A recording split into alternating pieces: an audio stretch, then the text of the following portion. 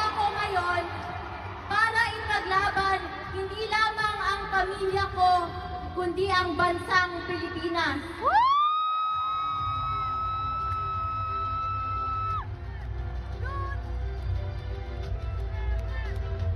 Sa bawat Pilipino.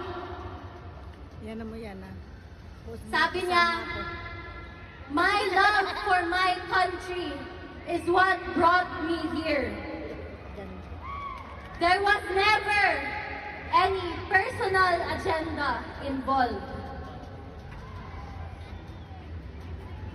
Mahal niya ang bayan niya. Yun lang po at maraming salamat. God save the Philippines!